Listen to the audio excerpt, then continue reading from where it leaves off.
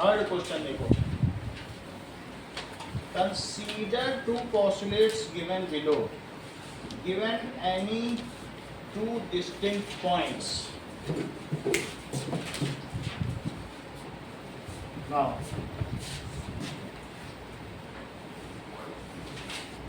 consider two postulates given below, given any two distinct points A and B.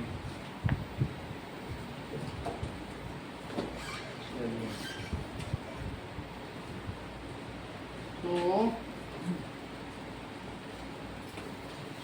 इसमें ये पता करना है, पहला वाला देखो, given any two distinct points,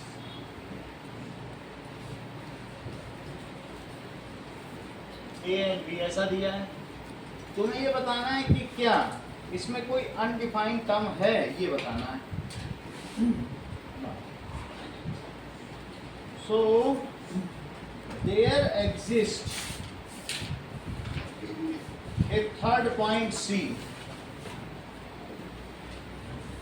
there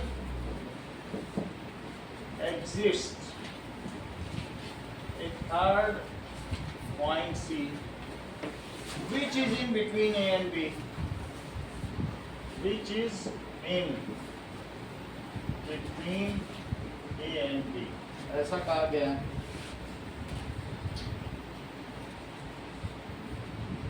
There exist at least 3 points that are not on the same line। देखो, उसने कहा ए है और बी है और ये सी है, उनके बीच में कहीं है, तो इसमें क्या तुमको कोई अनडिफाइंड टर्म लग रही है? और दूसरा भी देखो, दूसरा में कहा है there exist at least 3 points that are not on same line, on same line. पहली बात पूछी जा रही है क्या इनमें कोई अनडिफाइंड टर्म है, तो हाँ, point and line are undefined terms. कौन कौन सी है? क्योंकि इनको इनकी डेफिनेशन यूक्लिड ने दी थी, तो इसमें अनडिफाइंड टर्म क्या है?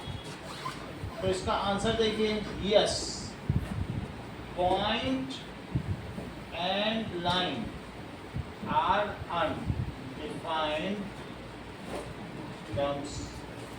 अगर ये बात बताओ अविश, क्या कम से कम 2 पॉइंट ऐसे हो सकते हैं जिनसे कोई लाइन ना पास होती है, कि 2 से हमेशा पास होगी?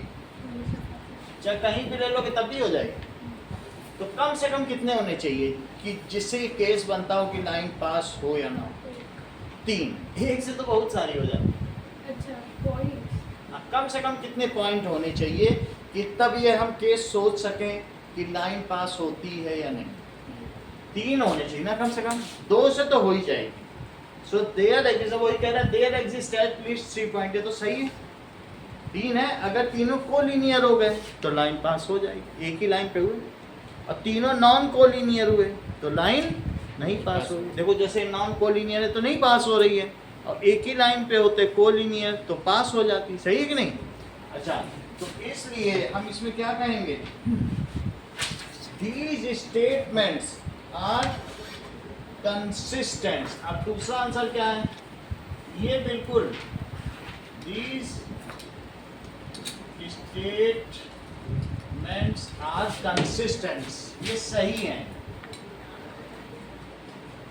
as at least 3 points are needed, needed भी होना चाहिए and should be non collinear. कैसा होना चाहिए ये बताओ अविश, अगर ये 3 पॉइंट है तो तुम्हें क्या लगते हैं, कोलिनियर है कि नॉन कोलिनियर? और अगर ऐसे होता तो ये नॉन कोलिनियर, और ये क्या हो जाता, कोलिनियर, और ये कैसा है, नॉन कोलिनियर। इतनी बात तो समझ में आ गई। 3 points are needed which we can, through which line may or may not pass। बस ऐसे ही आपको लिख देना, इसमें कुछ सवाल में ज़्यादा नहीं है। वो कह रहा है कम से कम 3 पॉइंट होना चाहिए, जैसे अभी अभी आपने बताया, उससे लाइन पास हो भी सकती नहीं, तो ये चीज़ भरोसेमंद है, इसने कुछ गलत नहीं बोला। अगला सवाल देखो, बस इतना ही लिखो। क्या अनडिफाइंड टर्म है और क्या कंसिस्टेंट है? हाँ कंसिस्टेंट है, कम से कम 3 होने चाहिए, उनसे लाइन पास हो भी सकती है और नहीं भी हो सकती है। अगला देखो सवाल 6th क्वेश्चन देखो, Why is axiom 7th question, 6 भी बाकी है ना, नहीं वो fix सर हो हो गया। गया। ठीक हो गया। 7 देखो, Why is axiom 5 in the list of Euclid axiom considered as universal truth? axiom 5 को universal truth क्यों कहा जाता है, इसे भी देखो। Why is axiom 5 is called universal truth?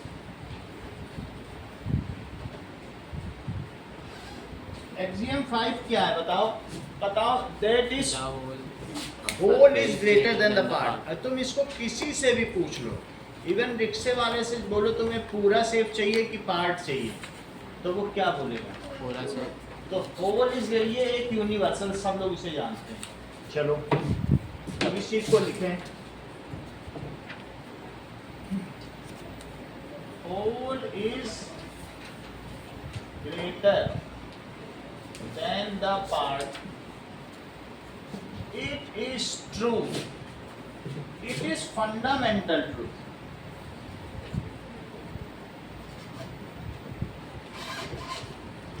in all fields of, किसी भी फील्ड में, जितने भी फील्ड्स हो सकती हैं, and all contexts, किसी भी संदर्भ में लिया जा सकता है, and all contexts it can be applied, this axiom can be applied anywhere, so it is considered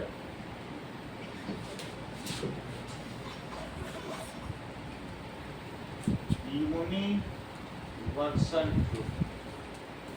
इसलिए इसे यूनिवर्सल ट्रूथ कहेंगे सब जगह। ये तो किसी से भी पूछोगे, it is so simplistic and easily understood, that's why it is universal. कहीं भी अप्लाई कर दो, मैथ में कर लो, साइंस में कर दो, हमेशा होल बड़ा ही होगा कि नहीं, इसीलिए यूनिवर्सल ट्रूथ कहा गया। अब एक और चीज है, दैट इज थ्योरम 5.1 देखो,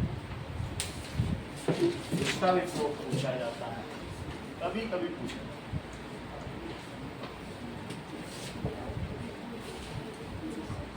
थ्योरम 5.1, चलो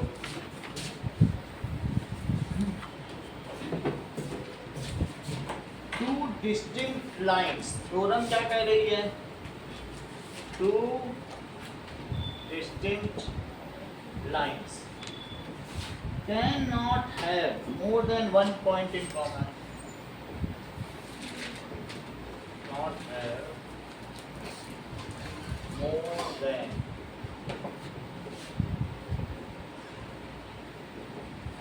in, समझिए 3 चीजें आपको ध्यान देनी है आदेश। एक है एक्सियम, एक है पॉस्टुलेट क्या होता है, और एक अभी अभी एक नई चीज आ गई, थ्योरम। तो थ्योरम क्या है? अब इस चैप्टर के आगे से सब थ्योरम ही थ्योरम चलेगी आपके। अगले चैप्टर में 8 थ्योरम है, फिर 10 थ्योरम है। अब तो हमें समझना होगा थ्योरम होती क्या। एक्सियम क्या है? It is self evident truth, self evident truth.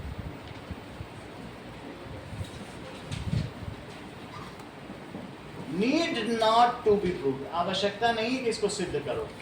Need not be proved, इतनी बात हो गई। अच्छा पोस्टुलेट क्या है? दीज आर हाइपोथेसिस, ये कल्पना है, मे बी ट्रू और may not be true. These are subjected to examination, सही हो भी सकता है और नहीं भी हो सकता है। And these are related to particular subject. Axiom सब जगह एप्लीकेबल होते हैं, लेकिन पोस्टुलेट मैथ के अलग होते हैं, साइंस के अलग होते हैं, फिजिक्स के अलग, तो ये सब्जेक्ट के होते हैं पोस्टुलेट। जैसे 5 पोस्टुलेट तुमने पढ़े थे, क्या तुम वो सारे लाइन और पॉइंट वाले पोस्टुलेट कहीं और लगा पाओगे? क्या तुम हिस्ट्री में लगा सकोगे? तो पोस्टुलेट्स क्या होते हैं? दीज आर हाइपोथेसिस, कल्पनाएं, hypothesis and related to subject, to subject. अब जरा देखो, मे और may not be true. Postulate क्या हो सकते हैं? साची, सही हो भी सकते हैं और नहीं सही भी हो सकते। सही है। अच्छा, थ्योरम क्या होती है? Those mathematical statement which can be proved with help of axiom। अब मैं इसको प्रूव करने जा रहा हूं तो मुझे किसकी जरूरत पड़ेगी? एक्सियम की। तो थ्योरम वो स्टेटमेंट्स होते हैं जिनको हम किसकी मदद से प्रूव करते हैं? तो थ्योरम, ये कल्पना नहीं है, ये स्टेटमेंट्स हैं, लेकिन प्रूव करना पड़ता है। These are mathematical statements proved with help of, sentence पूरा करो Anvi, proved with help of, बोलो, एक्सियम्स। तो मैं इसको प्रूव करने जा रहा हूं एग्जाम में। कहा क्या जा रहा है? देखो, ये टू डिस्टिंक्ट लाइन है, इसमें कितने पॉइंट कॉमन है? तो वो यही आपको प्रूव करना है कि एक से ज्यादा कॉमन नहीं हो सकता। अब जैसे अविश का है, ये देखो टू डिस्टिंक्ट लाइन है, और एक ये हो गई और एक ये हो गई, और क्या है सर मैं तो इसमें 2 पॉइंट कॉमन करके दिखा सकता हूँ। ये देखो मैंने कर दिया, तो वो लाइन निकालना नहीं चाहिए। तो वो लाइन नहीं होगी। यही चीज आपको प्रूव करनी है। कोई घुमा के ले जाए क्या हम तो 2 पॉइंट कॉमन कर देंगे, तो क्या सही होगा? इस चीज को प्रूव कर। अब चला देखो, तो इसका प्रूफ देखिए, 2 लाइंस हैं, एक लाइन L हो गई और एक लाइन M हो गई, ठीक है, L एंड M। तो अगर कोई ये कहता है, ये बताओ, एक लाइन ये और एक ये है, ऐसे किसी नहीं, वैसे होता नहीं है, तो बताओ यहाँ पे 2 पॉइंट क्या है? P एंड Q है। अच्छा, तो ये कौन सी एक्सियम कहती है कि from 2 distinct point only 1 line can pass? कौन, कोई एक्सियम है ऐसी तुम्हारे पास? ऐसा कोई पोस्टुलेट है कि from 2 distinct point only 1 line can pass? जरा चेक करो, ये एक्सियम है 5.1। तो by axiom 5.1, that is from 2 distinct points only 1 line can pass। ठीक है। If there would be, ध्यान दीजिए रिद्धि, if ऐसा है नहीं, लेकिन if there would be 2 points common, then from those 2 points 2 line can pass। तो क्या वो इस एक्सियम को झुटला रहा है? झुटला ही रहा है। कह दो if there would be, if, ध्यान दीजिए अभी 1 पॉइंट कॉमन है, लेकिन अगर कौस्तव 2 पॉइंट कॉमन होते तो क्या उन दोनों कॉमन पॉइंट से 2 लाइन ना पास कर रही होती? तो क्या इससे हमारा एक्सियम झूठा नहीं हो गया? लेकिन एक्सियम झूठा हो नहीं सकता, क्योंकि एक्सियम तो सेल्फ एविडेंट ट्रूथ है, तो जो हमने माना वही गलत। अब हम यहाँ क्या मानेंगे? लेट, क्या मानेंगे? Let there are 2 points common in 2 distinct line. इतना बात समझ में आया विश? Let there are 2 points common, आइए, let there are 2 points common in 2 distinct points, ऐसा मान लिया, सही है। Now from these 2 common points, 2 distinct points, 2 line pass हो रही है, लिखा है कि नहीं? 2 points common in 2 points common है इन 2 डिस्टिंक्ट लाइन। 2 लाइन में 2 पॉइंट कॉमन है, एनवी ये समझ में आया तुमको? 2 लाइन में एक एल लाइन ले ली और एक कौन सी ले ली, और 2 point common in 2 line. But क्या होगा? दिस, ये क्या कर रहा है? This define axiom 5.1 as two line cannot pass through two distinct point. Define कर रहा है, नहीं झुटला रहा है कि नहीं? दिस डिफाई axiom 5.1 so इसलिए हम क्या लिख दें? Only one point is common between two distinct lines or two distinct lines.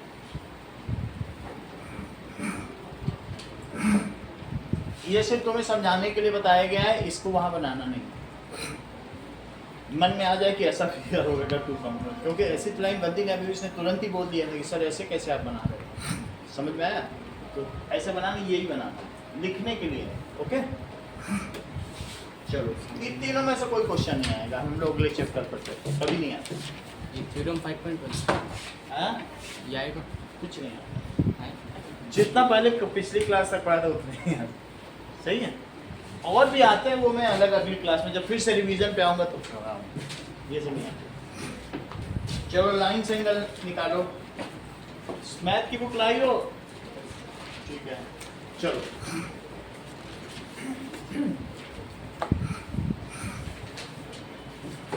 Now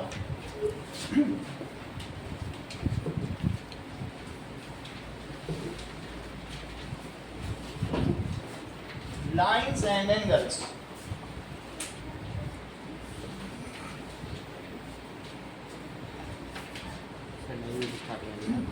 देखिए क्या होती है। तो लाइन तो हम लोगों ने पिछले चैप्टर में पढ़ लिया। That is it evenly lies. ये कैसी होती है बोलो?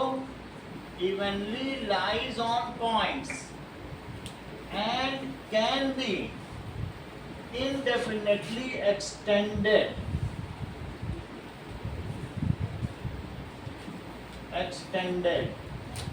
on both sides, both ends, both sides। अब जरा देखो, ये AB लाइन है और ये CD लाइन है। अनुष्का, आपसे पूछा जा रहा है, बताओ AB लाइन बड़ी है कि CD? ये ब्रेन होती है, तो ये बहुत अच्छी बात है। ये और अच्छा करें कि लाइन की तो लेंथ होती ही नहीं है, लाइन कभी बराबर हो नहीं सकती। रिद्धि ने वंस फॉर ऑल सबके लिए क्लियर किया, तो हम लोग इनको थैंक्स पहले बोले। इन्होंने कहा सर लाइन तो इनडेफिनेटली एक्सटेंड होती है, लाइन की कहाँ लेंथ होती है, तो बराबरी की कहाँ बात आ गई? बहुत बड़ी बात बोली है। इनकी सिस्टर भी ऐसे ही थे, ये भी थे निकली। अब जरा देखो क्या बताया इन्होंने कि line does not have any length. Line की कोई लेंथ हो सकती है क्या? जब कोई चीज इनडेफिनेटली एक्सटेंड होती, कोई आपसे लाइन की लेंथ बोले, मना कर देना। सो लाइन डज नॉट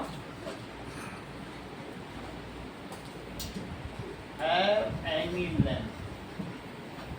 तो ना इक्वलिटी की बात आ जाती। जैसे कोई ऐसा कहे कि infinity is equal to infinity, क्या ये चीज अपने आप में सही है कि गलत? गलत। अनंत अनंत के बराबर नहीं हो सकता, तो अनंत अपने आप में ही काफी बड़ा है, उसकी कोई कैलकुलेशन ही नहीं हो सकती। नहीं, अब जरा देखो कि अब ये देखिए इसको, इट इज एक्सप्रेस्ड एज, इसे एक्सप्रेस कैसे करते हो? AB ऐसे। फिर लाइन सेगमेंट क्या होता है?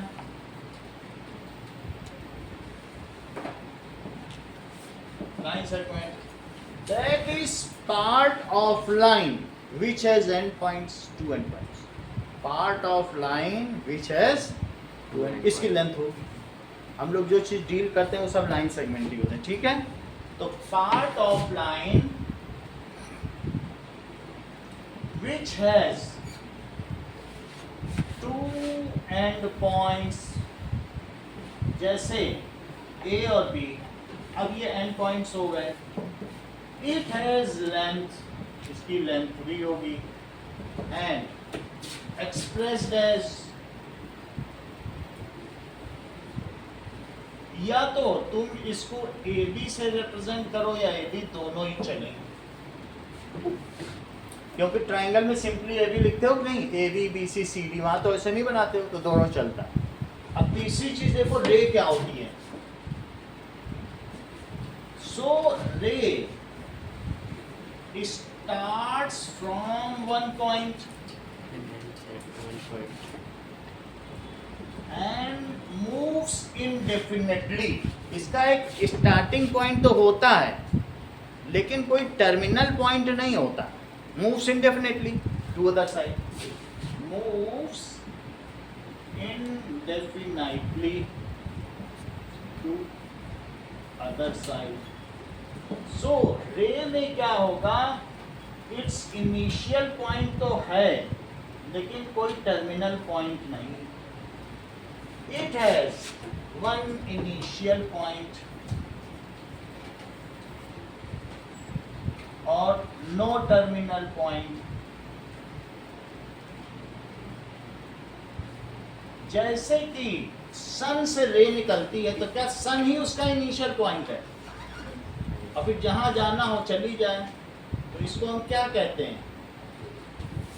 तो अब रिद्धि से ही पूछना पड़ेगा, ये रे है और एक ये रे है, तो क्या रिद्धि आप मुझे बताएंगे कि ए बी रे बड़ी है कि C D.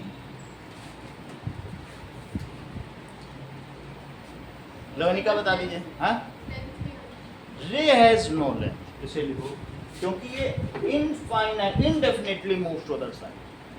So ray is expressed as A B and has no length.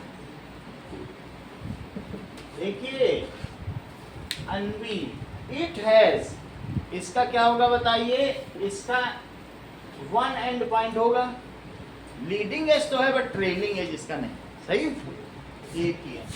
अब जरा देखिए, we will learn about collinear points. Collinear points क्या चीज होती है, ये भी डेफिनेशन देखिए।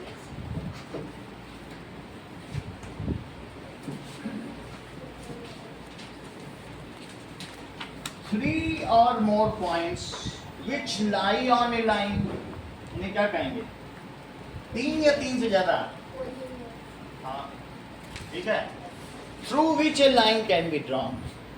जैसे मान लो दो है, दो में कभी नहीं कहा जाएगा कोलिनियर है, दो से तो हमेशा एक लाइन खींची जा सकती है।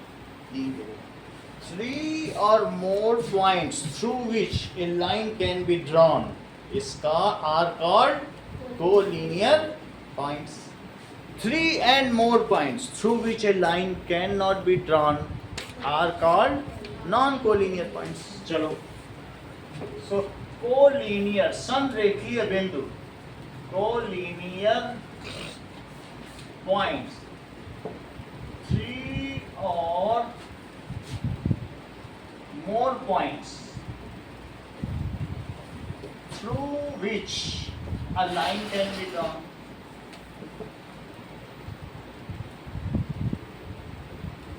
are called collinear points।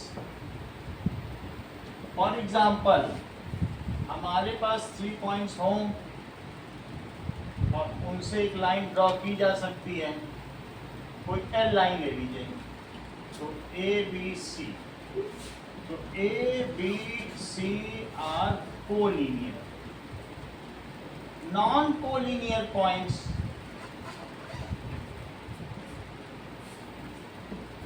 three or more points through which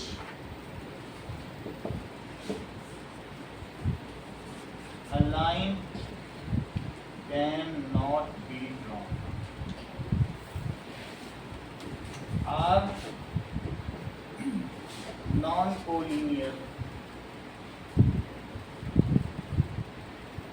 जैसे कि A B बी और सी.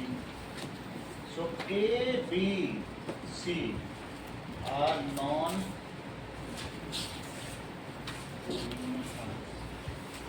क्योंकि वो एक लाइन में पढ़ ही नहीं रहे इसलिए non collinear. Angle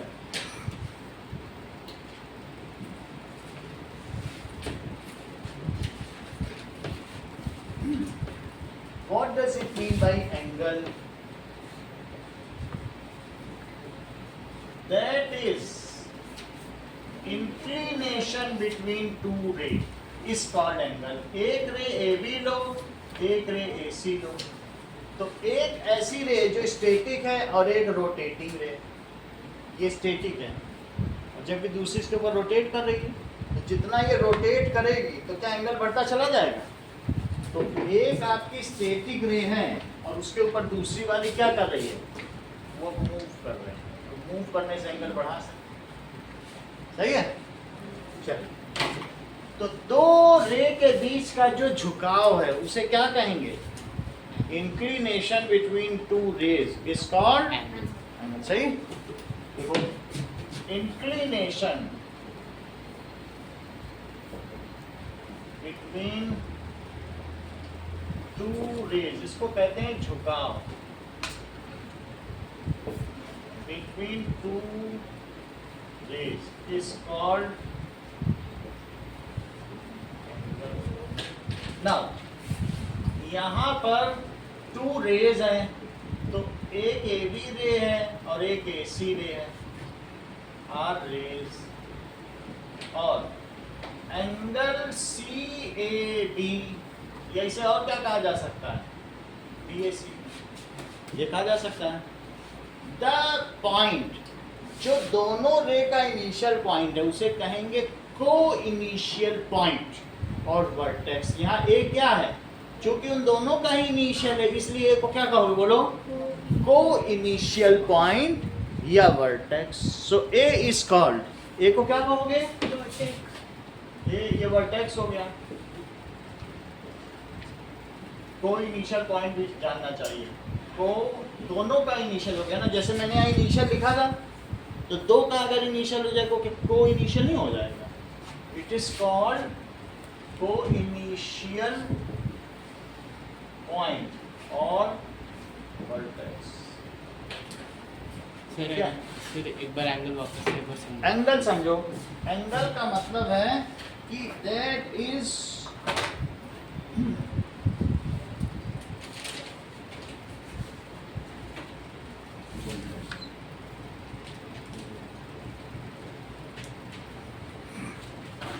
when two ray originate from same point then angle is formed.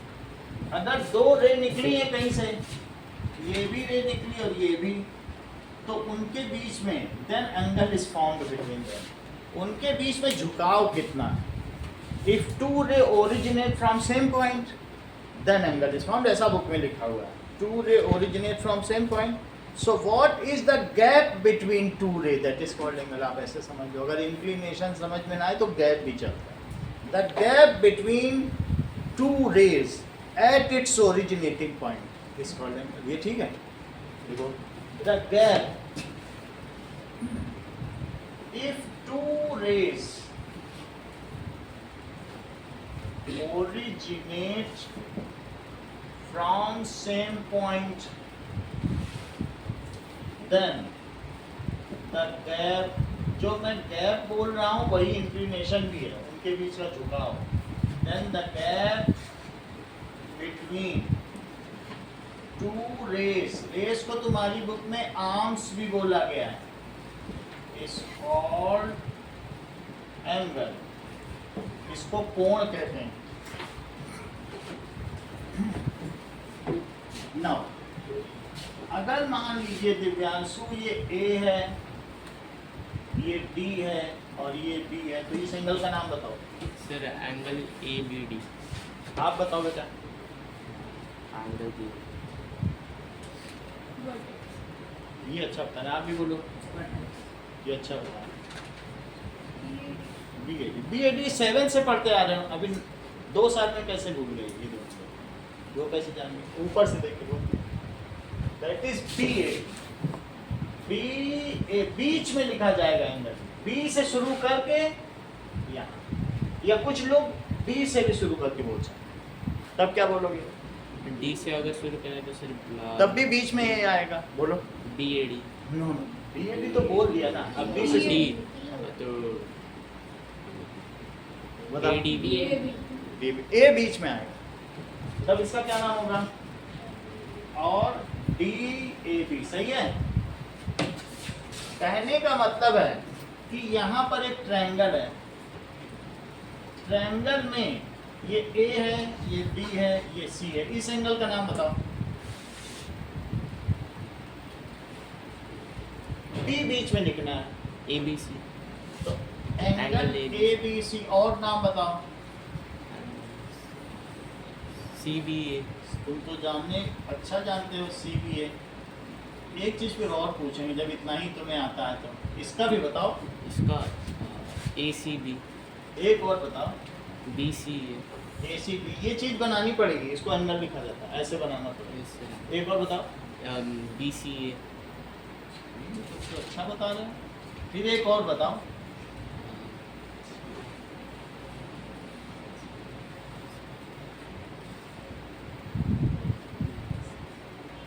दोस्तों बताओ। बी ए सी। एंगल बी ए सी, और बोलो। सी ए बी। अच्छा पता चल गया ना। तो ये जो ट्रायंगल है इसमें 3 वर्टेक्स हैं, 3 आर्म्स हैं, 3 वर्टेक्स और 3 एंगल्स। दैट इज इसके पास क्या है बताओ? 3 क्या है? वर्टेक्स और 3 आर्म्स, और 3 क्या है? एंगल्स। आर्म्स को लेटरल कहते हैं, क्या कहते हैं? ठीक है। अगर तीनों आर्म्स इक्वल हो तो क्या इसे इक्विलेटरल कह देंगे? लेटरल किसको कहते हैं? आर्म्स को। तो 3 आर्म्स है इसलिए इसको क्या कहेंगे? ट्राइलेटरल भी कह सकते हो और ट्राई एंगल भी कह सकते हो, तुम्हारा जो मन करे कहो। वैसे तो लोग ट्रायंगल कहते हैं, तुम चाहो तो ट्राइलेटरल भी कह सकते हो। अगर तीनों लेटरल इक्वल हो तब क्या कहोगे? इक्विलेटरल। इक्विलेटरल। सही। चलो अब आगे की बात समझें। हमने एंगल समझ लिया है, अब हम देखेंगे कि कंप्लीट एंगल क्या होता है।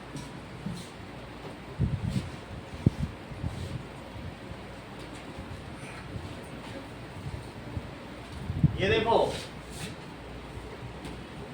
कंप्लीट एंगल का क्या मतलब है कि इफ कोई रे है और दूसरी रे है, तो जो दूसरी रे है वो रोटेट करे और वहीं आ जाए इसके इनिशियल पोजीशन पर, तो उसे क्या कहेंगे?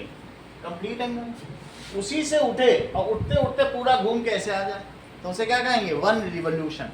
और complete angle it is 360 degree. 1 revolution को कितने पार्ट्स में बांटा गया है? 360 पार्ट्स में, और ईच पार्ट को क्या कहते हैं? 1 डिग्री। सही है। देखो तो ये कौन सी रे बताइए? रोटेटिंग रे। और ये क्या है? स्टेशनरी रे। इफ रोटेटिंग रे,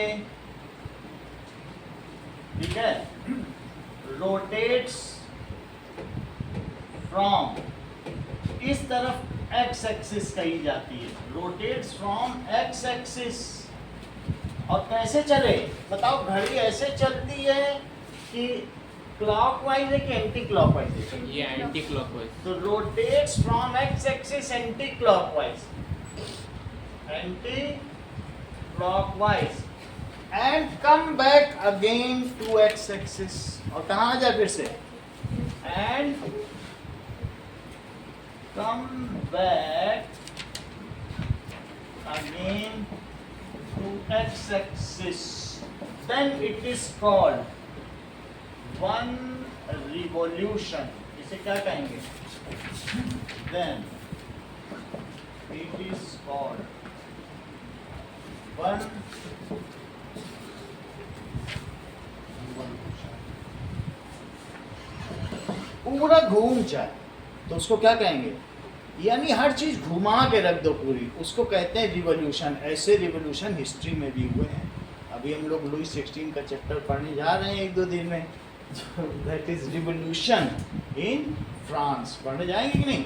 रिवॉल्यूशन पूरा घुमा के रख दो, सोसाइटी को ही चेंज कर दो, तो उसको कहते हैं रिवॉल्यूशन कर दिया, अरे रिवॉल्व करा दिया। समझ में आ गई बात कि नहीं? It is called one revolution. One revolution is equal to, उसे क्या कहेंगे? वन रिवॉल्यूशन को क्या कहा जा सकता है? वन रिवॉल्यूशन इज सब डिवाइडेड इक्वली। इसको सब डिवाइड करो इक्वली। कितने पार्ट्स में? इन 360 पार्ट्स। तो ये बताओ, each part is called, each part is called 1 degree. ध्यान दीजिए, ये यहीं से चली रहे और यहीं आ गई, ये 1 रिवॉल्यूशन है। अब इसके बहुत सारे पार्ट करो, ऐसा तुम्हारे डी में बना हुआ है पार्ट बहुत सारा, 1-1 डिग्री करके बना हुआ। अब मान लीजिए ऐसे हम करते चले जाएं तो क्या होगा? एक पार्ट को क्या कहेंगे? ये देखो, ईच पार्ट। मान लो इस पार्ट को मैं कहना चाहूं तो क्या कहूं? 1 डिग्री। 1 डिग्री को डिफाइन करो।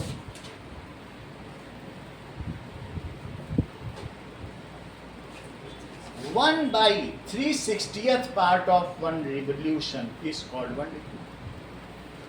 तो 1 डिग्री क्या है? 1 by 360th part of 1 revolution, वही तो 1 डिग्री हुआ। इसका 1/360th पार्ट, तो लिखो इस चीज को, that is 1/360th part of 1 revolution is called 1 degree. Right angle किसे कहें? ये बहुत तेज है। हाँ, अब सही बोला। Now that is 1/4 part of 1 revolution is called, लिखो right angle. 1/4 part of 1 revolution is called right angle। यानी राइट एंगल क्या है? It is equal to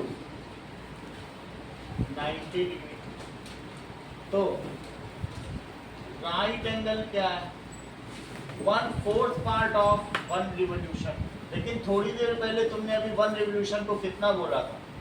360 degree. 1 revolution is equal to 360 degree. ये यहाँ लिख लो, 1 revolution it is equal to 360। इसकी value ये होगी, सही है? तो बताओ कितना हो जाएगा इससे कट करने के बाद? 90। अच्छा, ये यूक्लिड के समय में चलता था, वहां लोगों को डिग्री भी नहीं पता थी। जब वो लोग कुछ लाते थे पत्थर ऐसे कट कट करके, तो यूक्लिड कहते थे राइट एंगल, और कोई ऐसा पत्थर उठा के ले आया तो कहते थे रॉन्ग एंगल। तो तब से इसका नाम राइट एंगल ही पड़ गया।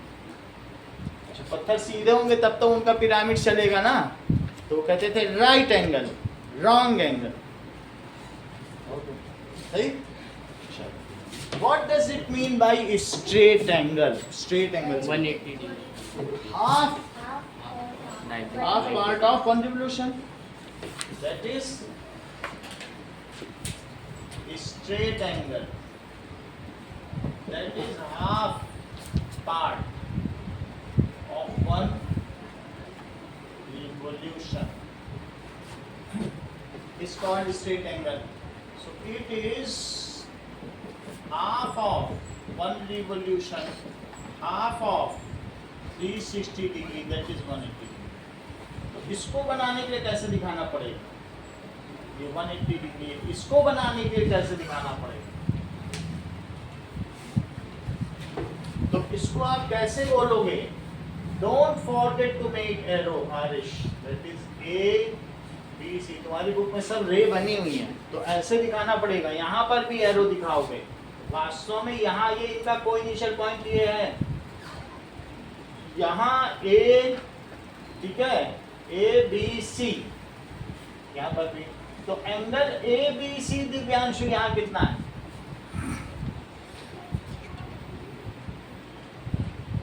है 90।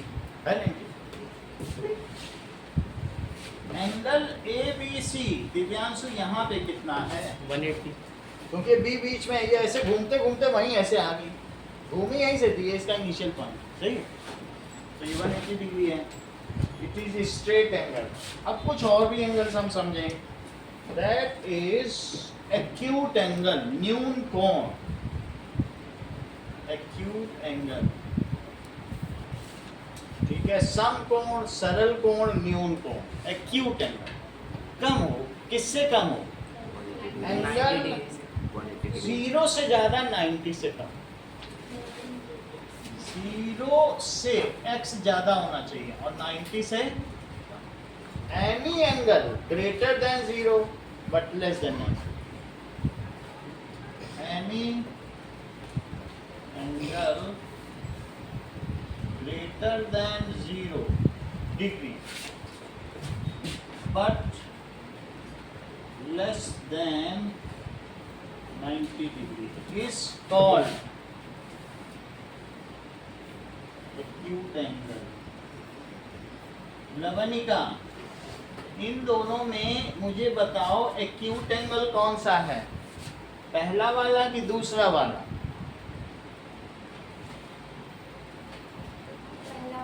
पहला। श्रेया आप बताओ।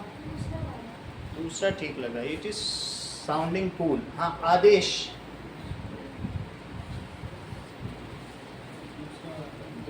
Looks nice. हाँ बोलो। दोनों? आप बताओ, आप ऐसे देख के बताओ अपना perspective, you can perceive the things very well. दूसरा ठीक है, चलो आप बताओ। हाँ आवेश, दोनों 90 से दोनों ही कम है, समझ आई बात की नहीं? ये 90 है, 90 से कम कर दो तो 80, 75, 60, तो ये दोनों कम नहीं है 90 से। इंक्लिनेशन कम, ये 90 है, बढ़ते बढ़ते 90 हो गया। समझ में आया कि नहीं? क्या नाम है आपका? प्रचिता। तो 90 से कम कुछ भी हो जाए, 80 भी तो है, 50, तो ये दोनों ही 90 से कम लग रहा है कि नहीं? उससे कम है कि नहीं? यहाँ से गिर गया, सही है। अगर मान लीजिए दैट इज 90 डिग्री से कम होने पे उसे क्या कहा जाएगा बताओ? तो आप लोग क्या करिए कि एक 80 डिग्री बनाओ, तो ये पता भी होना चाहिए, ऐसा डूबियस नहीं होना चाहिए है। 80 भी बनाओ, 60 भी बनाओ, और है सबके पास भी, नहीं तो और दें। ये लो, तो वो हमको बना के दिखाओ। 2 एंगल बनाने हैं,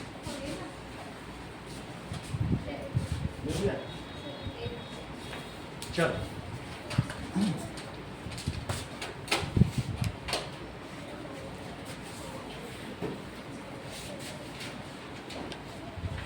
एट्टी डिग्री बनाओ और 70 डिग्री।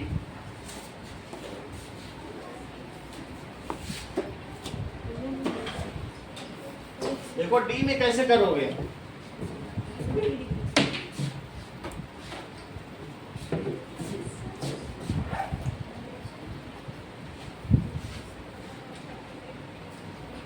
यहीं से 0 लेना, पहले यहां से ले लो मिडिल पॉइंट से। देखो यहां से लीजिए, ठीक है। अब यहीं से शुरू करो 0, तो 0 से 10, 20, 30, 40, 50, 60, 70, 80, 90। तो अगर हमें 80 बनाना तो यहाँ 80 होगा, ठीक है। इसको मिला लो, और फिर लिखना कैसे पड़ेगा? जब ये ऐसे बन जाए तो यहाँ लिख लीजिए 80 डिग्री, दैट इज रे बनाना ना भूलें, रे बिगड़नी नहीं चाहिए। तो इसको लिखो ए बी सी, एरो बनेगा, यहाँ डॉट लगेगा। Angle A B C is 80 degree. अब ऐसे 70 बनाओ, ड्रॉ 70 डिग्री। रुको बताएं तुमको, ऐसे नहीं, अगला पेज करो। कहाँ पे? नहीं पे। इसको पहले एक लाइन ड्रॉ कर दो। ड्रॉ करने के बाद यहाँ रख, तब बनाए यहाँ से इतनी। हो गया इतनी? बन जाए तो हमें दिखाओ। तो इसे लिखो जैसे मैंने लिखा, दिखाओ।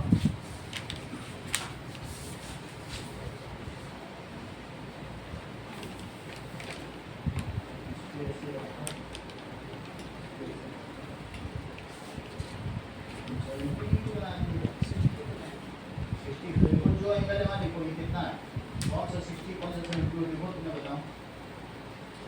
70 ना, ये दिखाओ, बनाया तुमने?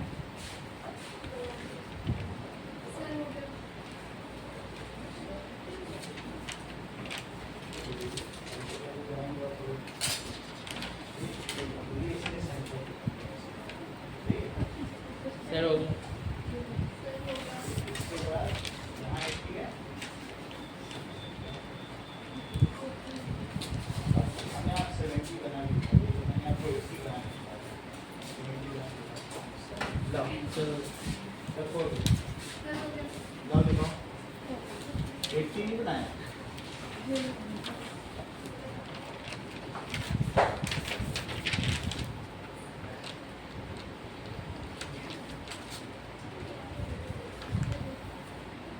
कितना बनाया है?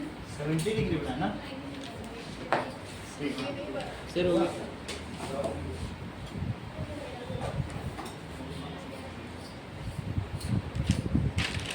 सर हो गया। हो गया सर।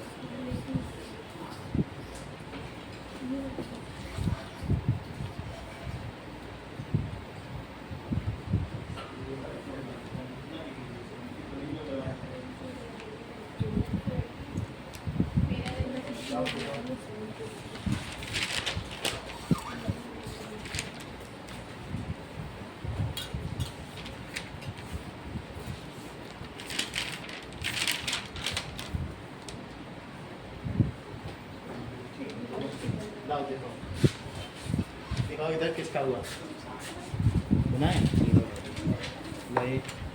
डी दो, डी से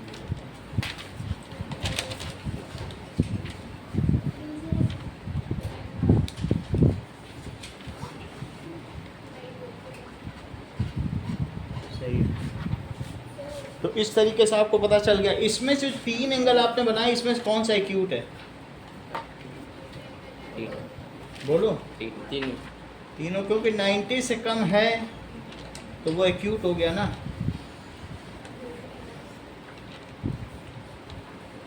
कितने पे बनाया है? 80 तो नहीं लग रहा, ये है 80 लाइन। 80 बन जाएंगे 100 क्यूब। ये जो 80 जा रही ना, ये गड़बड़ है।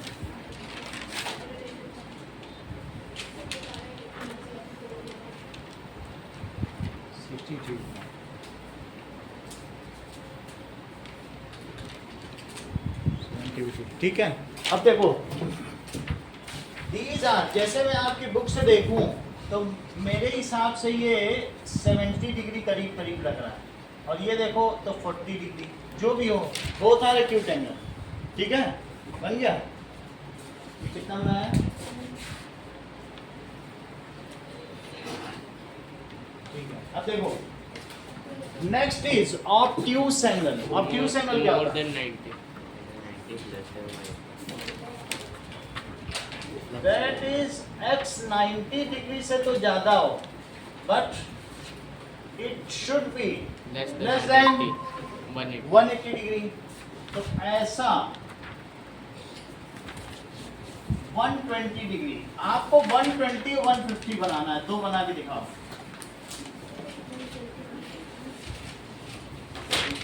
दोनों तरफ एरो लगाना। कुछ बच्चों ने ऐसा एरो नहीं लगाया है, ऐसा नहीं करना है। और फिर यहाँ पर लिखना भी पड़ेगा एंगल ABC, फिर डॉट भी लगाना है, that is equals to 120 degree. ऐसे यहाँ DEF डॉट लगा के लिखना है DEF, it is 150 degree. Both are obtuse angle. क्यों? क्योंकि ये 90 से तो ऊपर है बट 180 से कम है ना। 90 से ज्यादा हो और 180 से कम है तो उसको क्या कहेंगे? It is called obtuse angle.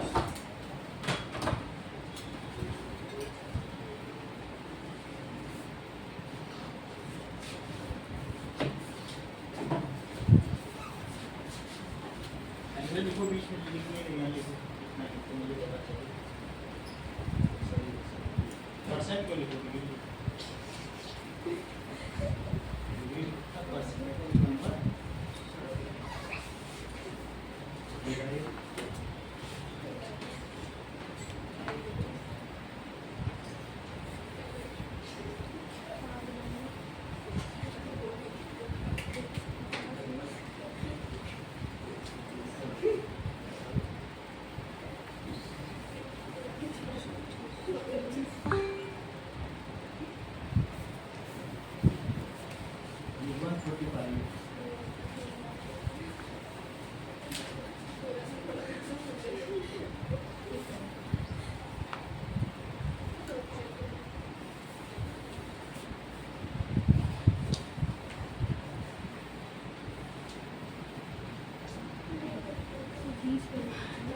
Sir बन गया।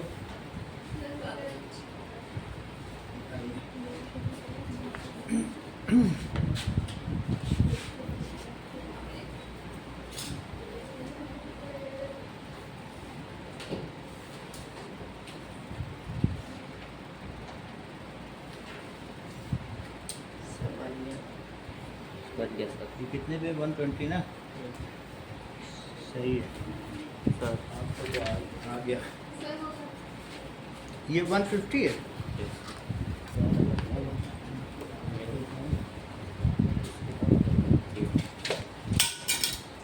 सही है। हो गया, 150 बना लिए। तुमने उल्टे उल्टे एंगल लिखे, उसको 150 भूल जाते, क्या लिखते लिखते भूल जाते। 150, हाँ 150 हो गया। याद रखो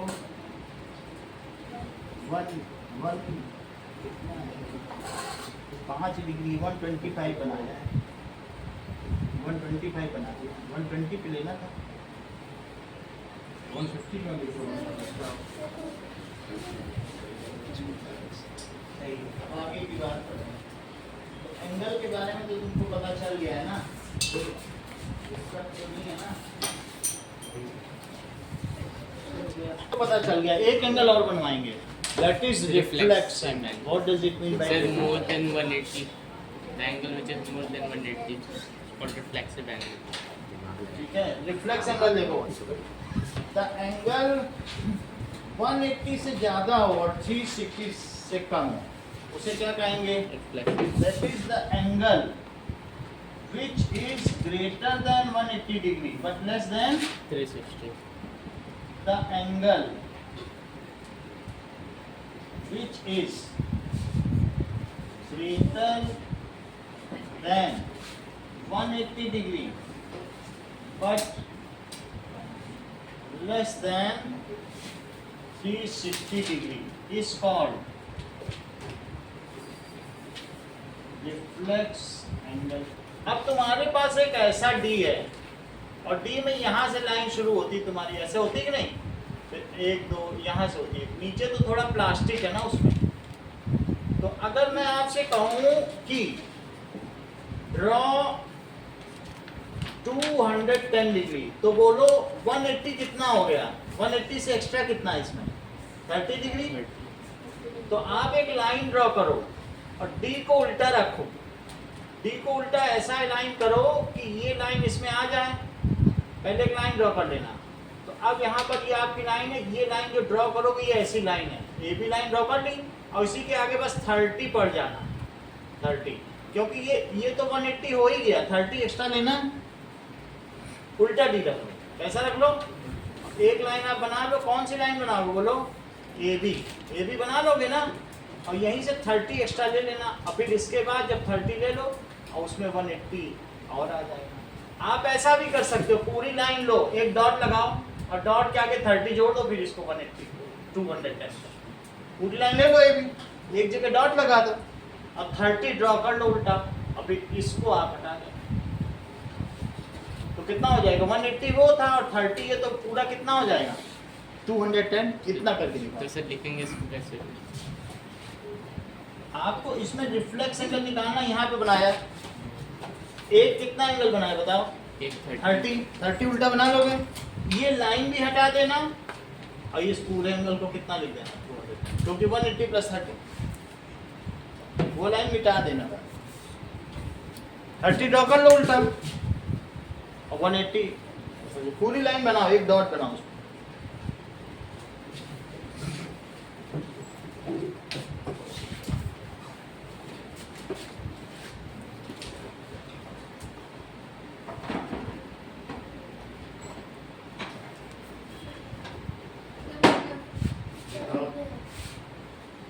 दिखाइए हो गया सर। ये सही 120 का लिख लो, 200 and 420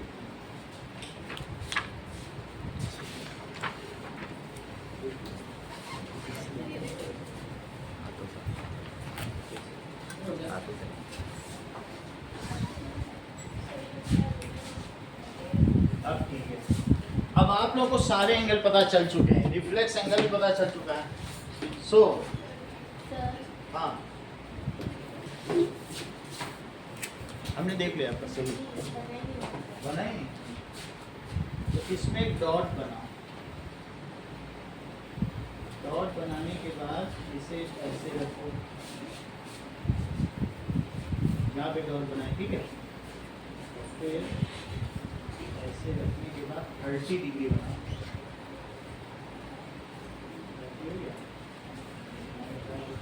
फिर उसे पेंसिल डन बन गया।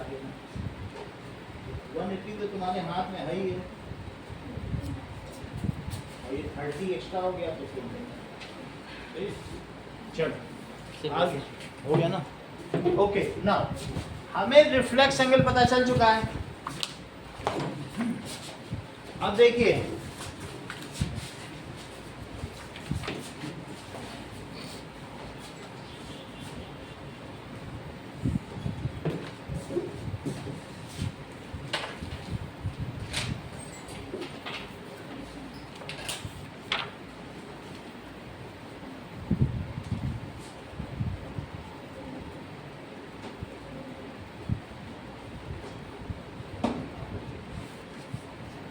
देखो,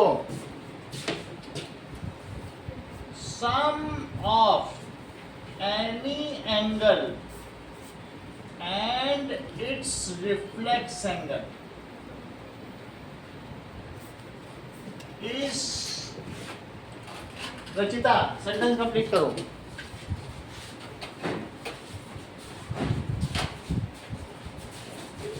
अविश,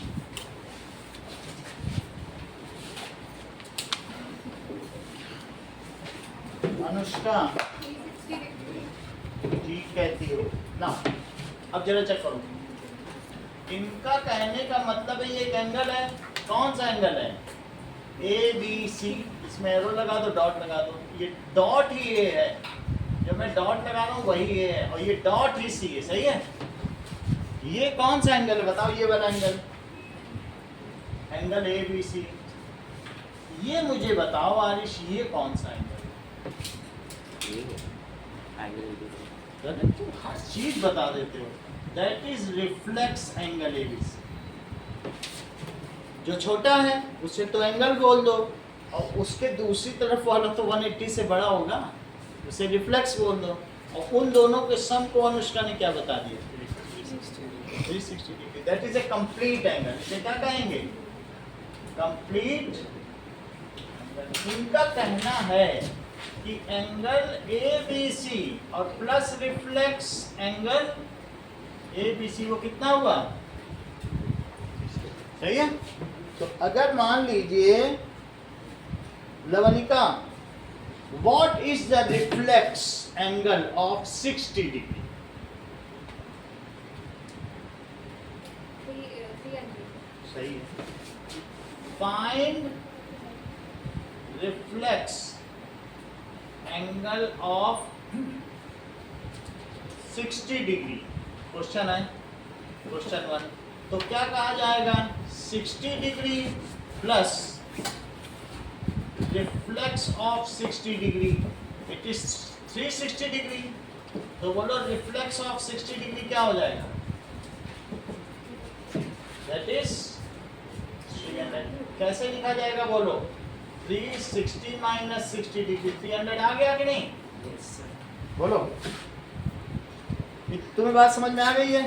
अगर समझ में आ गई है, so reflex angle of an angle is 3 times of it, find both the angles.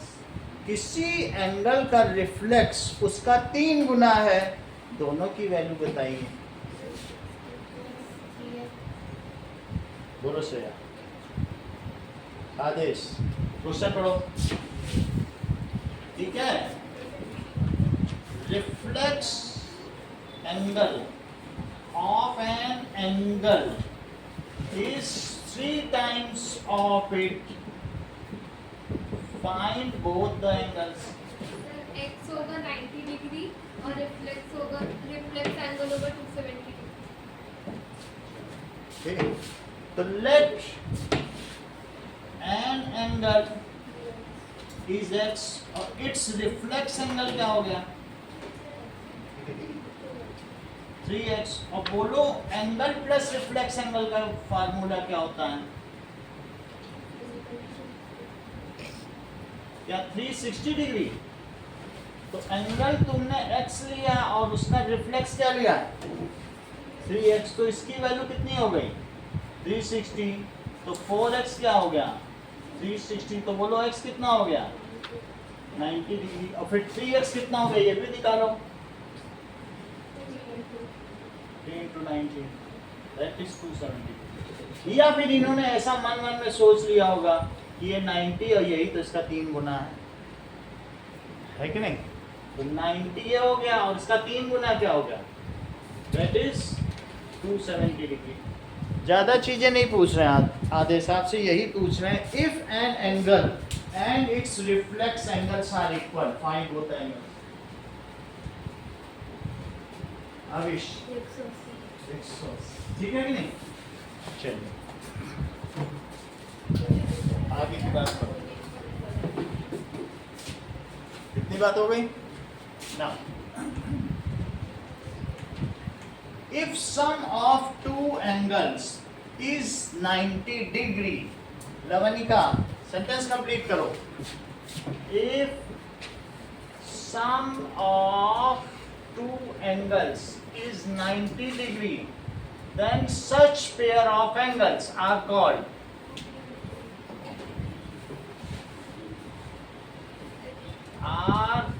यदि 2 एंगल्स का सम 90 डिग्री है तो ऐसे एंगल्स के पेयर को तुम क्या कहोगी, complementary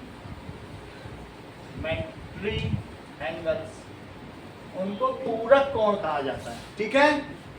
if the complementary angle of a given angle is double of it, find both the angles.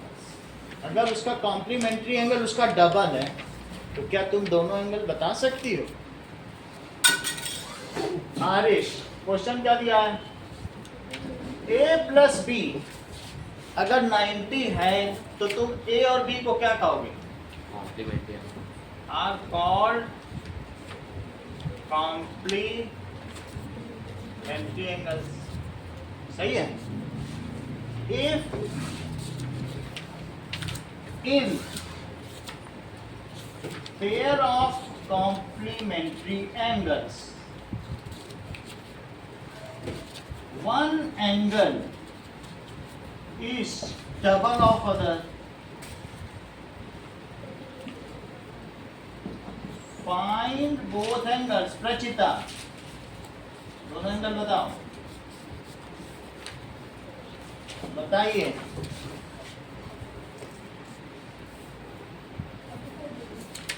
बहुत तेज है, हर चीज में बता देते हैं। दीदी आप भी बताओ। 30 और 6 भी 23 डिग्री, वो यहीं से देख के बता दें। कॉपी करेगा तो फिर कोई आगे ही निकल जाएगा। नहीं, अब 1 2 है और एक दूसरे का डबल है। बोलो, ये नकल करके बताती है। अब तुम दिमाग लगा लेती हो। नहीं, बात समझ आ रही है कि नहीं? सही है। 30 और 60 ठीक है कि नहीं? अब जरा देखो, let one angle is x, then other angle is, पढ़ो यहाँ पे ना, one angle is double of other. तो दूसरा डबल करके बताओ। तुमने वो नहीं पढ़ा था कि एक नोटबुक है और एक पेंसिल है, तो नोटबुक की कीमत पेंसिल की डबल करी थी कि नहीं करी थी?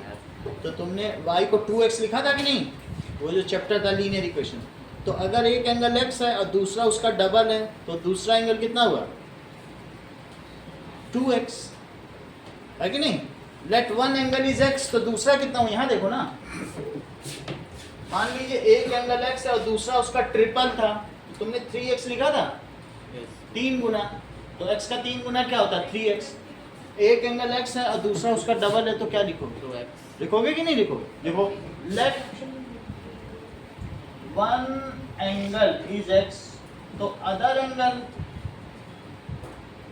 It is 2x। साची अगला स्टेप बताओ। x plus 2x equals to 90. x plus 2x is equals to 90 degree, तो 3x is equals to, तो x कितना हुआ? 30 degree. 90। ये सब चीज just बता देते हैं। That is 30 डिग्री और 2x क्या हुआ? 60 degree. 60 डिग्री, क्योंकि डबल हो गया। If sum of two angles is 180 degree, then such pair is called, Supplementary angles. देखो,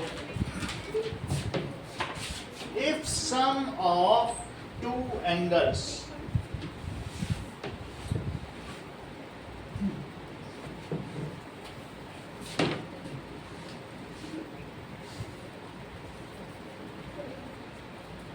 sum of two angles is 180 degree, then such pair of angles is called supplementary angle.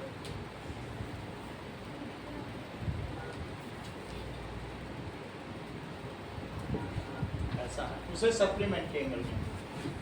ठीक है। Now, in a pair of, जवानिका आपसे प्रश्न है, in a pair of supplementary angles, कहने का मतलब है a plus b 180 होता है, और ऐसी स्थिति में a और b को क्या कहोगे? Are called supplementary angles। उनको समपूरक कोण कहते हैं। इसको कोटिपूरक, इसको समपूरक। सही है।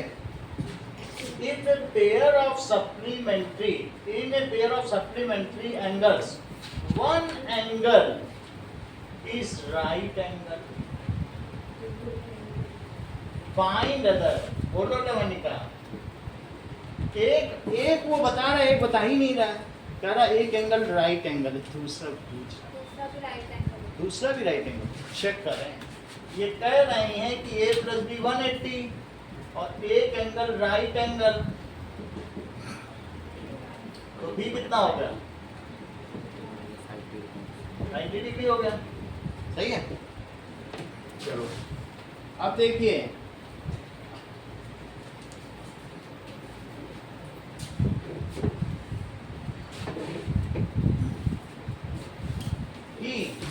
adjacent angles,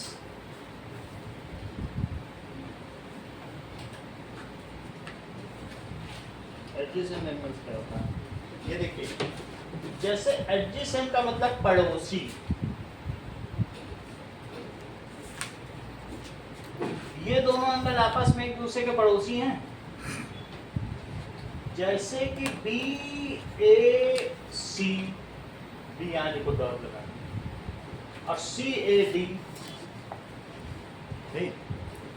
दो एंगल हैं। तो इस वाले एंगल की जो आर्म है, क्या इस एंगल की भी वही एक आर्म है? ठीक है, तो इस आर्म को कहेंगे कॉमन आर्म, क्योंकि देखो इसकी जो आर्म बनी थी दूसरे ने कहा हमको भी अपने में शामिल कर लो, तो ये कॉमन आर्म हुई कि नहीं? तो if two angles have one common arm and non common arm lies, देखो दो तरीके के एंगल हैं। अब तुमसे एक सवाल पूछें, एक एंगल ये था, दूसरे ने कहा हम भी तुम्हारे साथ एक कॉमन आर्म कर लें। एक पहला था, दूसरा आगे भिड़ गया, वो ज्यादा था। दो एंगल थे, एक ऐसा था और एक बोला हम भी ऐसे आ जा, देखो मेरा ज्यादा वैल्यू, तो उसी में आके ऐसे लग गया। तो क्या ये और ये एडजेसेंट हुए कि नहीं? बोले नहीं, कैसे हो सकते हैं? इनका टेक्निक है, ये कहते हैं कि non common arm lies on opposite sides of common. बहुत बड़ी बात है, ये कॉमन आर्म है, एक इधर हो और एक उधर, दोनों एक ही तरफ ना हो, तब एडजेसेंट नहीं होंगे। समझ में आई बात की नहीं? एडजेसेंट की क्या क्राइटेरिया है? तुम्हारा और तुम्हारे पड़ोसी के घर की एक तो कॉमन दीवार हो, और तुम इधर रहते हो और वो उधर रहता हो। ये नहीं कि वो तुम्हारे साथ वो भी चाय बनाए जा रहा है, वो पड़ोसी थोड़ी हुआ, वो तो दखल कर रहा है तुम्हारे, तुम्हारा भी एंगल लिया जा रहा है, वो पड़ोसी मानोगे क्या? दीवार एक कॉमन होती है, एक इधर रहे एक उधर, तब तो पड़ोसी हुआ। और तुम्हारा ही एंगल कोई शेयर कर ले, कहते एक एंगल मान लो ऐसे है, जैसे ये देखिए, एक का एंगल ये है, अब ये देखो साथी, एक का एंगल ये हो गया, दूसरा कहे हमारा एंगल क्या है, वो कहिए अब मेरा ये पूरा ही एंगल है, तब थोड़ी ना एडजेसेंट होगा। वो तुम्हारे घर में चाय बनाने आ रहा है तो पड़ोसी माना जाए, झगड़ा कर लेगा। तो अब देखो, पहले सुनोगी तब बोलना। Two angles which have common vertex, vertex भी कॉमन है, चेक करो। एक ऐसा था, दूसरा उसी से मिल गया, अब बोला हमारा तुम्हारा वर्टेक्स सेम होगा। बोलो बात समझ में आई? Common vertex, common arm and non common arm on either side of common, then these two angles are called adjacent angle. Repeat karo. One vertex, one common arm, and two non-common arms distinct lies on either side lies on either sides of common arm. ठीक है, देखो इस चीज को, ये book में सब पूरा लिखा है, जैसे मैं बता रहा हूँ यहाँ लिखा है। अब देखो, अगर यहाँ पे नहीं दिख रहा है तो आप योइंग लवनिका से भी इस चीज को रेफर कर सकते हैं, वो प्रॉपर बताती है इस चीज को। अब देखो नाउ एडजेसेंट एंगल्स क्या होती है?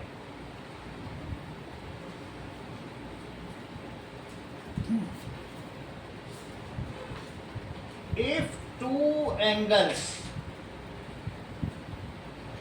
सेंटेंस डेफिनेशन पूरी करो लवनिका।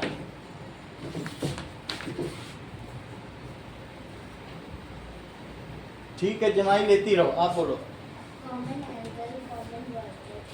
एंगल कॉमन थोड़ी ना होता है, ये दिस इज कॉमन वर्टेक्स, ये क्या है? कॉमन, ये क्या है? common arm, कॉमन आर्म, और ये क्या है? non-common arms, These lies on different side of common arm. ये कौन सी आर्म है बताइए? नॉन कॉमन आर्म, और ये भी non common arm, non common arm. अब जरा देखो, कहने का मतलब है कि टू एंगल्स एडजेसेंट एंगल्स कब कहे जाएंगे? अगर देख लीजिए, टू एंगल्स एडजेसेंट एंगल्स तब कहे जाएंगे जब एक एंगल हो और दूसरा एंगल हो, और इन दोनों की एक आर्म कैसी हो जाए, ये, और दो कैसी हो जाए, नॉन कॉमन आर्म। तो अब जरा लिखो कि ए BCD, AB and BD are non-common arm. BC is common arm. B is common vertex. और ये नॉन कॉमन आर्म कैसे लाई करती हैं? Lie on different side of common arm. BC के डिफरेंट ना, एक उधर एक इधर, बीच की दीवार common. So if two angles have one common vertex, one common arm and non-common arm lies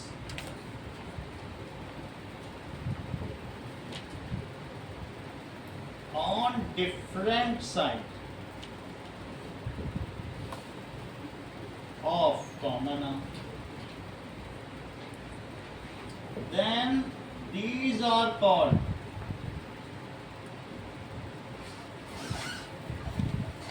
adjacent angles. Rachita, क्या आप मुझे बताएंगी कि इस डायग्राम में दो एडजेसेंट एंगल्स कौन कौन से हैं? थोड़ा तेज बोलो. BAC और CAD. सही बताया तुमको, तो आता है. सही है. तो टू एडजेसेंट एंगल कौन कौन से बताओ? BAC and CAD are adjacent angles. देख लीजिए.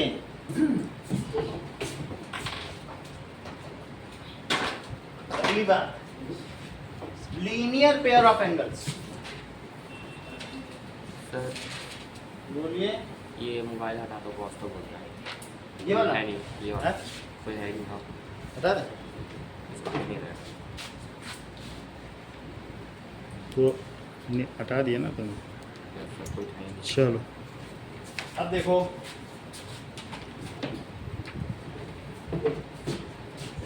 इसी में अब ये यहीं 11 का बताएंगे. ये घर में सोने को नहीं मिलता क्या? रात में भी बर्तन चौका करा है पापा ने. बहुत काम मिलते हैं ना. कुछ लोग, कुछ घरों में क्या ना, लड़कियों को पढ़ने आने नहीं देते हैं. बहुत ज़्यादा काम लगाने का. उसी कहते बेचारी यहाँ बैठ के सो रही है. अब इसके लिए गद्दे तकिया रखवाएंगे, कुछ करना पड़ेगा. सही है. वेलफेयर देखेंगे तो हमारी कोचिंग में संख्या बढ़ेगी. अगर मैं सोने वोने का इंतजाम कर लूँ इनके लिए, श्रेया के लिए, देखो हमारी कोचिंग में भीड़ बढ़ जाएगी अचानक. नीचे चाय समोसा है, खाओ पियो, सब 1 घंटे बाद अलार्म बज जाए उठ के चल दो. 1 साल बाद रिजल्ट आएगा तो हम और ये मिल के सफाई दे देंगे. सही है. ठीक है. जब भी इसकी ओर देखो मुंह खुला रहता है कि स्प्रिंग लगवाओ, इसमें खोल के रहे. अब देखो,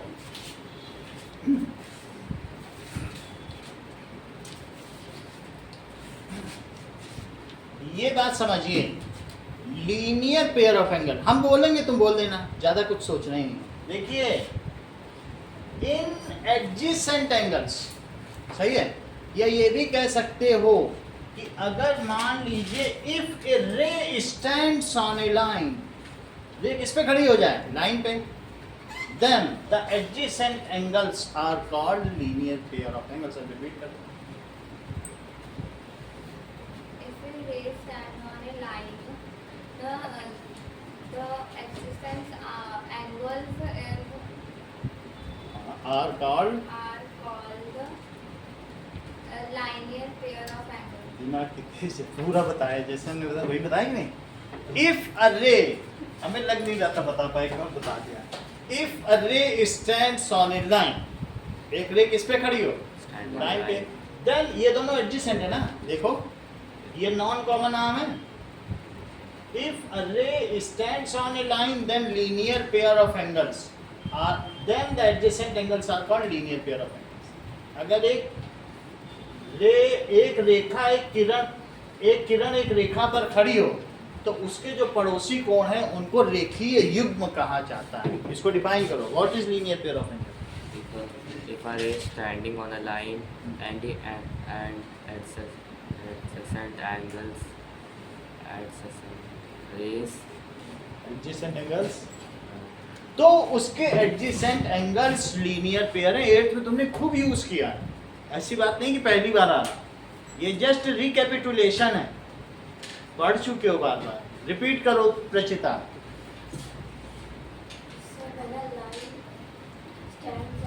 लाइन नहीं स्टैंड है, ये रे है। देखो एक एंड इसका डॉट है और एक पे ये। हाँ बोलो।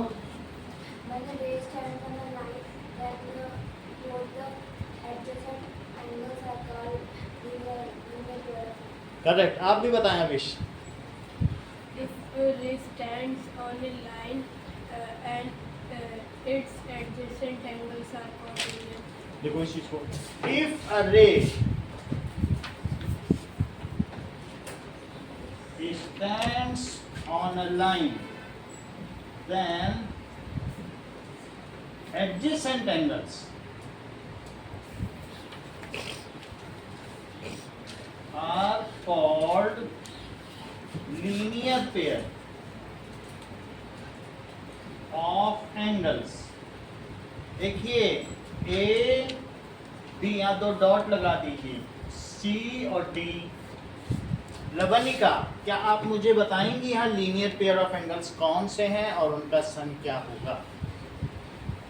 ACD एंगल भी बोला करो, angle ACD plus angle DCB। सही है, या BCD एक ही बात है ना? ये कौन से हैं बताइए? These are linear pair of angles. क्या linear pair of angles Ravanika supplementary होते हैं? क्या उनका सम फिर क्या होगा? 180। सही है, सो लिखो linear pair of angles are supplementary, यानी angle ACD plus angle BCD का सम कितना होगा? 180 डिग्री। ये एंगल और ये एंगल मिलकर कितना हो जाएगा? 180 डिग्री। सही है।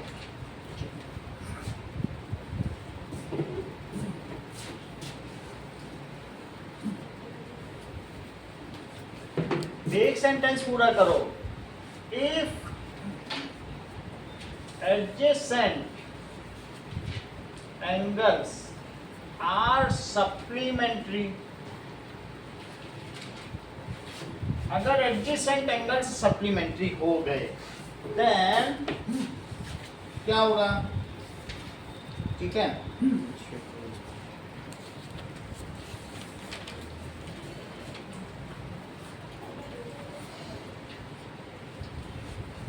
अब देखिए तो इसमें क्या होगा? देन एडजेसेंट एंगल सप्लीमेंट्री हो गए, then their non common arms क्या बना देंगे? 180 degree.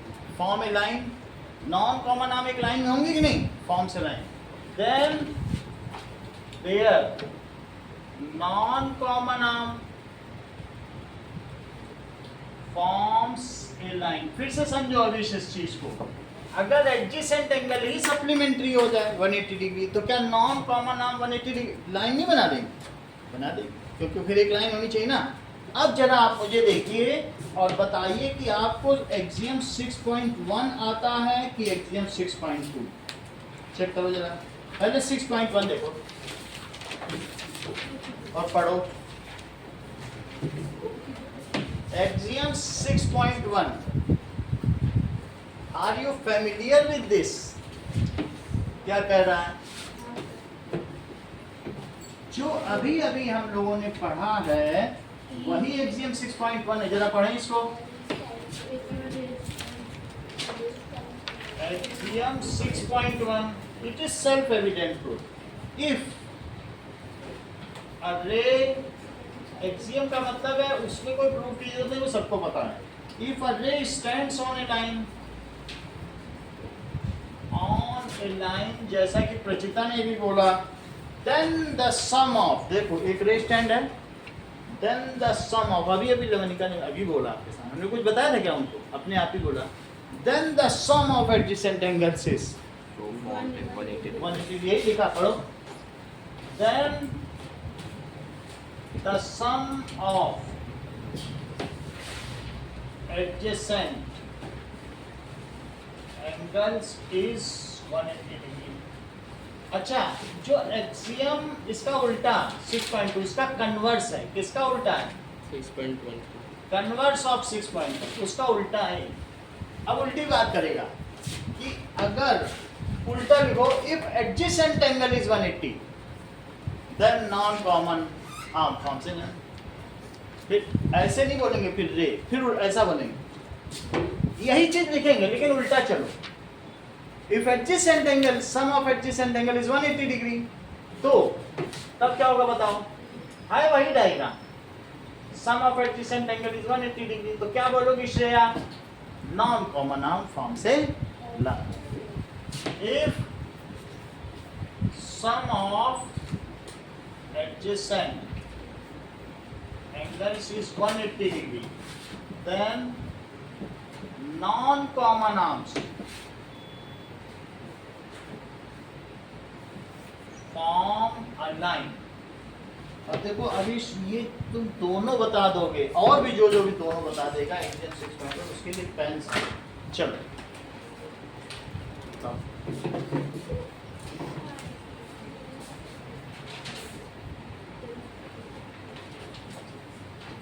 Axiom 1, 6.1. If a ray standing on line, then the sum of adjacent angle are 180. The adjacent angle, the sum of adjacent angle are 180.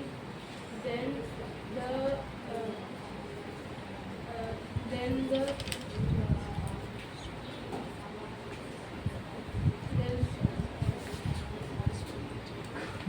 Difficult. 6.2 about that.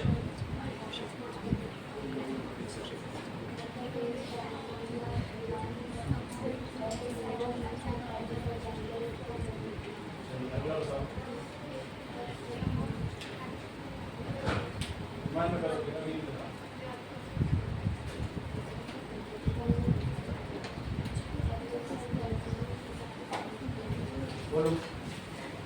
If the ray stands on a line, then the sum of adjacent angles are 180 degree. If the sum of adjacent angles are 180. अब देखिए, define क्या क्या करना है? Axiom 1, axiom 2, ठीक है, then adjacent angles, ये पहला सवाल है। दूसरा, define adjacent angle, draw it, इसको ड्रॉ करना है, इसकी कॉमन वर्टेक्स लिखनी है, कॉमन आर्म लिखनी है और नॉन कॉमन आर्म लिखनी है, और 2 एडजेसेंट एंगल, ठीक है। 2 एडजेसेंट एंगल होते हैं, जैसे CAB रचिता ने बताया था और DAC 2 बताए थे, ये दोनों लिखने पड़ेंगे। सर वो एग्जाम 1 और एग्जाम 2 6.1 और 6.2 है। हाँ, एक्सियम 6.1 और 6.2। और तीसरा सवाल है define linear pair of angles, इसको डिफाइन करना है, और एंगल्स, कितना काम करो? 1 डिवाइडेड 3 चीज करना।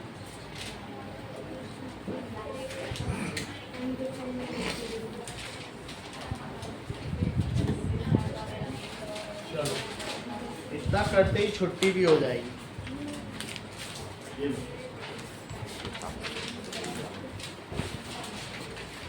ड्रॉ भी करना है, वर्टेक्स